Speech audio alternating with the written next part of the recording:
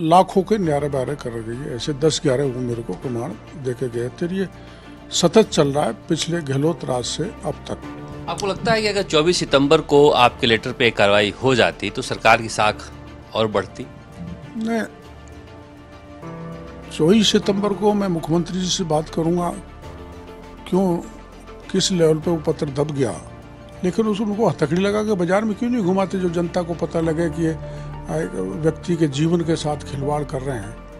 Suspend क्या होता है? Suspension is no punishment. इससे बड़ा प्रमाण क्या होगा जो बाबूलाल खटारा कह रहा है, मैं 7 दिन पहले इसको पेपर दे दिया था और मैंने तीनों आरपीएससी के अध्यक्षों पर प्रमाणित आरोप दे दिए, मीडिया में भी आ गया और एसओजी को भी दे दिए। तो मैं बेहद दुखी हूँ इस बात से कि सरकार बिना बात इसको उलझा रही है। वो कानून से बड़े नहीं है, उनको बाजार में घुमा जाए, बताया जाए ये फर्जी डॉक्टर बनाने वाली गैंग है। आम गरीब को तो आप जुलूस निकाल देते हो, पर इनका आप नहीं निकाल सकते, ये गलत है। ये डिस्क्रिमिनेशन चलने वाला नहीं है। बिना पढ़े लिखे भी आप मरीजों का इलाज कर सकते हैं, सर्जरी भी कर सकते हैं। इस तरह का घोटाला राजस्थान मेडिकल काउंसिल में चल रहा था। हालांकि ये घोटाला एक महाघोटाला का रूप लेता उससे पहले राजस्थान के मुख्यमंत्री भजनलाल शर्मा को चेताकर भजनलाल सरकार की किरकिरी होने से बचा लिया डॉक्टर किरोड़ीलाल मीणा ने। मगर और भी बच सकता था अगर समय रहते भजनलाल सरकार इस पर कार्रवाई करती। आपने इतना सारा डिटेल इकट्ठा किया, पहले तो बताइए कि सब कैसे आपको पता चला कि इतना बड़ा घोटाला चल रहा है वहां? देखो, कुछ ऐसे बच्चे जो मेडिकल एजुकेशन से जुड़े हुए थे वो आए थे और उन्होंने ये गंभीर खुलासा किया था कि दूसरी स्टेट्स की मेडिकल काउंसिल से फर्जी सर्टिफिकेट लाके राजस्थान में आरएमसी रजिस्ट्रेशन कर रही है और उसमें लाखों के न्यारे बारे कर रही है। ऐसे 10-11 वो मेरे को प्रमाण देके गए थे। ये सतत चल रहा है पिछले गहलोत राज से अब तक।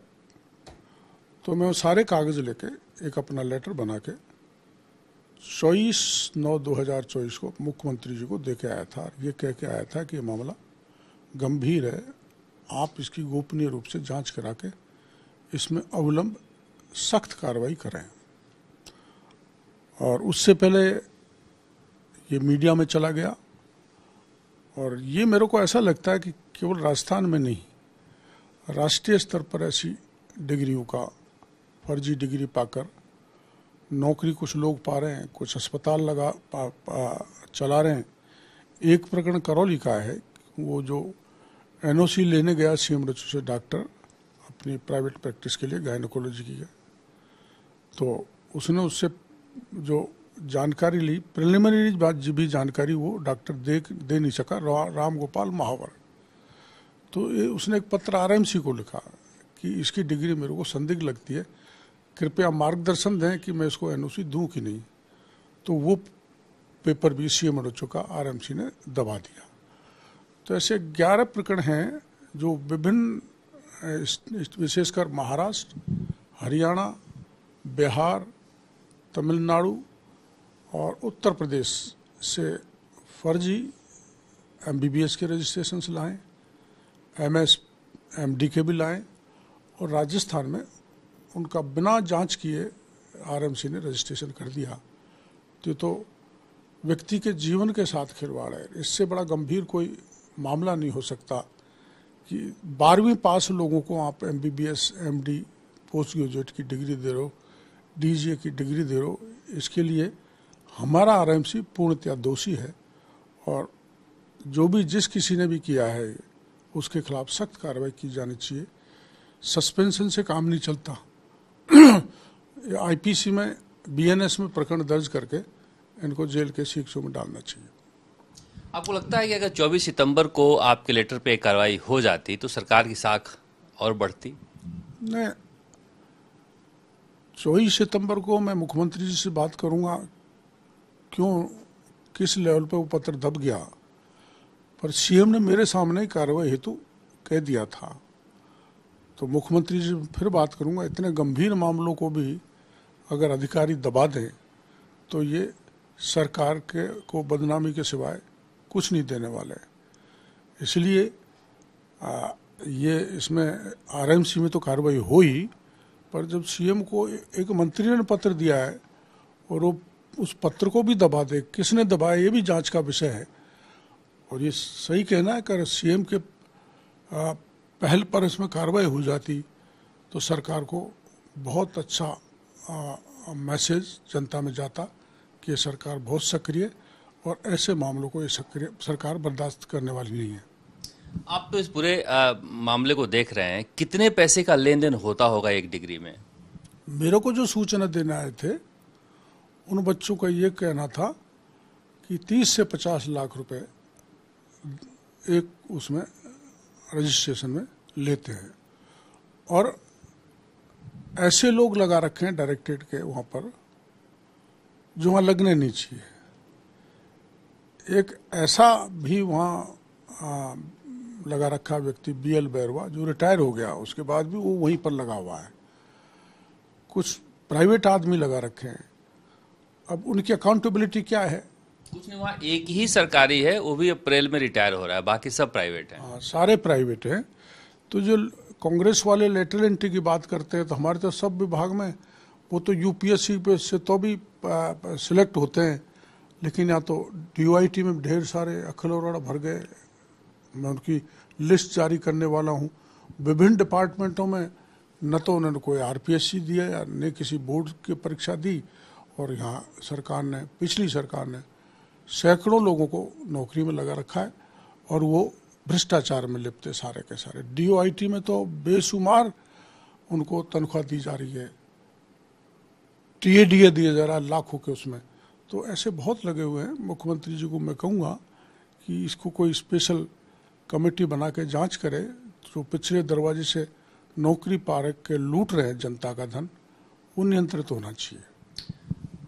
हेल्थ मिनिस्टर ने इसको स्कैम करार दिया है, लेकिन ये जो हमने देखा जितने फॉर्म अपलोड हुए हैं वो तो सरसरी निगाह से देखने में दिखाई देता है कि ये फर्जी है। इसका मतलब ये गोरख धंधा पूरा मिलीभगत से वहां चल रहा था। पुराने समय से ही, पहले सरकार के मामले मैंने बताए हैं, उसमें मेरे लेटर में आप देख लेना, जो मैंने भास्कर को भी दिया है और उन्होंने छापा है।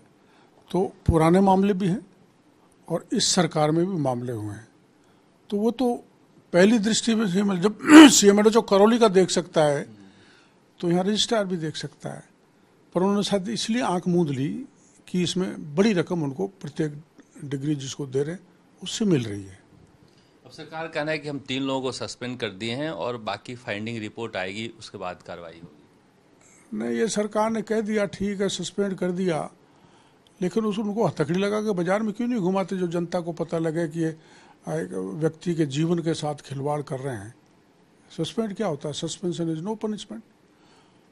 ऐसे लीपा पोती से काम नहीं चलेगा। अब एक कमेटी बनाई है सब इंस्पेक्टर्स की, 5 लोग बना दिए मंत्रियों की कमेटी। उसका क्या अर्थ है जब एसओजी ये कह चुकी कि भाई ये परीक्षा रद्द होनी चाहिए, और एडिशनल एडवोकेट जनरल ने राय दे दी कि ये परीक्षा रद्द होनी चाहिए। सुप्रीम कोर्ट के कई ऐसे फैसले हैं कि परीक्षा से पहले अगर पेपर लीक हो जाए तो परीक्षा रद्द होनी चाहिए, पर क्यों पता नहीं ऐसा कर रहे हैं। मेरे को बड़ा दुख है इस बात का। ये तो हमें भी समझ में नहीं आ रहा। हम एसओजी जाते हैं तो वहाँ अधिकारी कहते हैं कि आपसे बात हो कभी मुख्यमंत्री को, तो आप क्यों नहीं कहते कि उसको रद्द कर देना चाहिए? इतनी लाचारी एसओजी वाले बता रहे हैं। तो मैं कह रहा हूँ ना मुख्यमंत्री जी को, बराबर कह रहा हूँ। 3 बार मैं मुख्यमंत्री जी को कह चुका। अभी मैं उस दिन कैबिनेट मीटिंग में स्पेशली इसलिए गया था कि भाई परीक्षा रद्द होनी चाहिए। तो मुख्यमंत्री जी ने मेरे को कहा था समय पे करेंगे, लेकिन अब एक मंत्रियों की कमेटी बैठा दी तो समझ से बाहर है। कैसा क्यों कर रहे हैं मुख्यमंत्री जी? वो कमेटी क्या करेगी? एसओजी से पूछेगी, पुलिस से पूछेगी? कमेटी कोई एक्सपर्ट तो है नहीं। कमेटी तो वास्तव में एक्सपर्ट नहीं है कोई। उसमें 1-2 डॉक्टर एमएलए या मंत्री होते तो कोई हल्की फुल्की पता लगता, या ऐसे पुलिस के अफसर होते जो एमएलए हैं हमारे एमएलए कई। और मैं उन पे कोई शक खड़ा नहीं करता जो मेरे 5 बराबर के साथी मंत्री बनाए हैं, लेकिन इसमें तरीका क्या होगा पूछताछ का? किससे पूछेंगे?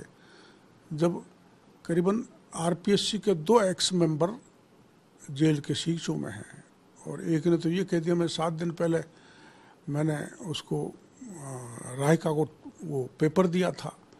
अब इससे बड़ा प्रमाण क्या होगा जो बाबूलाल खटारा कह रहा है मैं 7 दिन पहले इसको पेपर दे दिया था, और मैंने तीनों आरपीएससी के अध्यक्षों पर प्रमाणित आरोप दे दिए, मीडिया में भी आ गया और एसओजी को भी दे दिए।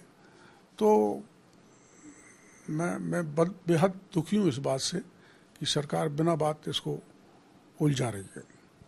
लोगों का परसेप्शन है लोगों का कि डॉक्टर किरोड़ीलाल मीणा वॉचडॉग हो गए हैं। बहुत सारे नेताओं अधिकारियों का पूरी कुंडली इनके पास है, किसी दिन किसी की खोल सकते हैं। हाँ, काफी हद तक हर एक की है। ये कहाँ से लेके आते हो आप? मेरे एक रिसर्च वो बना हुआ है रूम, आप नीचे देख लो। वास्तव कुछ लोग मेरी समझ में लोगों को विश्वास रहता है कि यहाँ बात पहुँच हम देंगे तो उचित स्थान तक उचित समय पर बात पहुँच जाएगी, उसमें कार्रवाई हो जाएगी। ये सबसे बड़ा कारण है। जनता का या सूचना देने वाले का मेरे पर भरोसा है, बाकी कोई मेरी पैरेलल टीम नहीं है। लेकिन मैं जब कोई ऐसी इंफॉर्मेशन आती है, कोई करप्शन की हो या डेवलपमेंट के और किसी भी प्रकार की, तो उसमें गहराई तक जाता हूँ, उसको समझता हूँ और उसके बाद मीडिया के सामने रखता हूँ या सरकार के सामने रखता हूँ।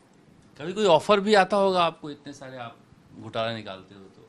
हाँ, स्वाभाविक है। जब जो मामला मैं दे के आया भास्कर को कि फर्जी डॉक्टर हैं भाई ये देखो आप, मैं उस पर पत्रकार वार्ता इसलिए नहीं की कि मैं मंत्री हूँ, मेरी सरकार है, तो मैंने मीडिया को दे दिया, मीडिया के थ्रू सरकार पहले मुख्यमंत्री जी को दे दिया, तब वहाँ कुछ नहीं दिखा तो मैं चलो मीडिया को दे देते, तो भास्कर को दे दिया।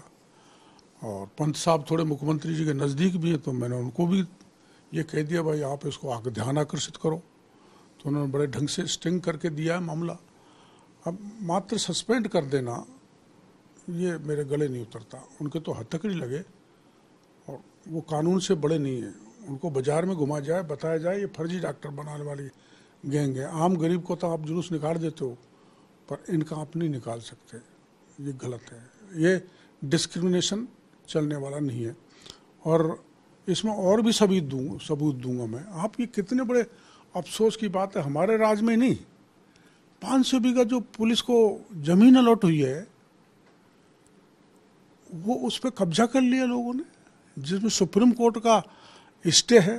तो सुप्रीम कोर्ट को भी लोगों ने कुछ नहीं समझ रखा, भूमाफियाओं ने। और वक्फ बोर्ड के जो हिमायती हैं, जो कानून का विरोध कर रहे हैं, वो जमीन को बेच के करोड़ों के न्यारे ब्यारे कर ले गए। आदिवासी को बेच दी, मंदिर की बेच दी, वक्फ की खुद की बेच दी, और सरकार की जमीनों को बेच गए। तो मैं तो ये सोचता हूँ पिछली सरकार में हो गया जो हो गया, लेकिन हमारी सरकार में मैं एक्सपेक्ट करता हूँ जिन बातों पर, चाहे रीट का पेपर हो, बाकी का पेपर लीक हो, सब इंस्पेक्टर का हो, आरएस का हो, जल जीवन मिशन का हो, और ये जितने भी घोटाले हुए हैं जो पिछले राज्य में हमने खोले हैं, इसी विश्वास के साथ तो जनता ने हमको वोट दिया, और उसमें अगर तेजी नहीं आए तो मेरे को बड़ा दुख होता है। देखिए, देखने का नजरिया अलग अलग हो सकता है। कई लोग ये सोच सकते हैं कि डॉक्टर साहब भजनलाल सरकार को परेशान कर रहे हैं, परेशानी में डाल रहे हैं, मगर दूसरे नजरिए से आप देखें तो ये सरकार को बचा भी रहे हैं। अगर ये घोटाला, मेडिकल वाला घोटाला अगर यही नहीं रुकता और ये 5 साल बदस्तूर जारी रहता, तो सोचिए सरकार की कितनी बड़ी बदनामी होती। तो एक तरह से कहा जा सके तो कई जगह ये जो वॉचडॉग की भूमिका निभा रहे हैं उसमें सरकार को सचेत भी कर रहे हैं, और साथ ही उन लोगों को भी संदेश दे रहे हैं कि हमारे पास सबकी कुंडली है, भ्रष्टाचार जरा धीरे से करना। कैमरा मनीष के साथ शरद कुमार, जयपुर।